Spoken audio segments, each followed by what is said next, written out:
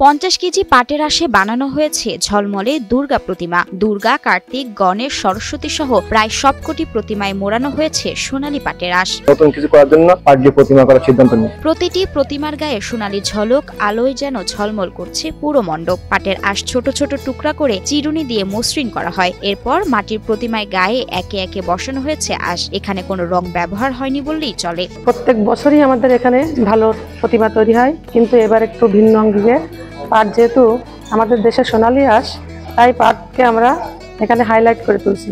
বাংলাদেশের বৈদেশিক মুদ্রা অর্জনকারী পাট শিল্পর থেকে যে সোনালী আঁশ বের হয়, সেই সোনালী আঁশ দিয়ে আমরা প্রতিমাটা তৈরি করছি। কাঠ, বাঁশ, মাটি ও পাট দিয়ে কাঠামো তৈরি করে ঘন্টার পর ঘন্টা ধরে বসানো হয়েছে আঁশের টুকরা। ঝলক বাড়াতে মাঝে মাঝে কিছু অংশে হালকা সোনালী রং ছেটানো হয়েছে। এটি তৈরি করতে 50 কেজি পাটের আঁশ ব্যবহার করা হয়। তৈরি করতে সময় লেগেছে 21 দিন, আর ব্যয় হয়েছে প্রায় 1.5 লাখ টাকা। এবার আমাদের পাটের ঠাকুর করতে হলো 1,20,000 টাকা খরচ হয়েছে। ভাস্করের পুরো পূজা শেষ করতে প্রায় 3.5 লক্ষ টাকা আমাদের খরচ হবে। 2023 সালে এই মণ্ডপে চিনিগুড়া ধান দিয়ে প্রতিমা তৈরি করে দেশব্যাপী সাড়া ফেলেছিল। দুর্গোৎসবকে আরো জমকালো ও আকর্ষণীয় করতে এবার সাতক্ষীরার কলারোয়া উপজেলার উত্তর মুরারিকাটি পালপাড়ায় সোনালী আঁশ দিয়ে এই প্রতিমা তৈরি করা হয়। 2023 সালে আমরা ধানের ঠাকুর করেছিলাম। আমাদের হলো প্রতি বছরে নতুন নতুন কিছু করার চেষ্টা করি। আমরা ভাস্করের মাধ্যম দিয়ে আমরা চেষ্টা করি যে নতুন কি করা যায়। দৃষ্টিনন্দন এই সোনালী আঁশের প্রতিমা দেখতে দর্শনার্থীদের কৌতূহল যেন থামছেই না। প্রতিমাটি দেখতে ধর্ম, বর্ণ নির্বিশেষে নানা শ্রেণী পেশার মানুষ ভিড় জমাচ্ছেন কলারোয়ার মুরারিকাটি পূজা মন্দিরে।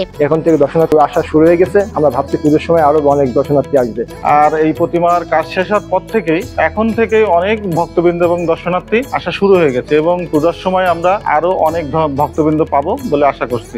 হিরন আরও মিনারেল ওয়াটার মাত্র 50 পয়সায় প্রতি লিটার। এদিকে সব ধরনের অপ্রীতিকর ঘটনা এড়াতে ও পূজাকে উৎসবমুখর করতে কঠোর নিরাপত্তার জন্য আইনশৃঙ্খলা বাহিনী, র্যাব, পুলিশ ও আনসার সদস্যের পাশাপাশি পূজা উদযাপন কমিটিকে সার্বক্ষণিক মনিটরিং এর কথা জানান জেলা প্রশাসক মোহাম্মদ মোস্তাক আহমেদ। আইনশৃঙ্খলা বাহিনী, র্যাব, পুলিশ, আনসার, বিজিবি সবাই আমরা মোতায়েন থাকবে, এবং প্রত্যেকটা মণ্ডপে আমরা প্রয়োজন অনুযায়ী আনসার মোতায়েন করব, এবং জেলা পর্যায়ে আমরা একটা কেন্দ্রীয় মনিটরিং টিম থাকবে।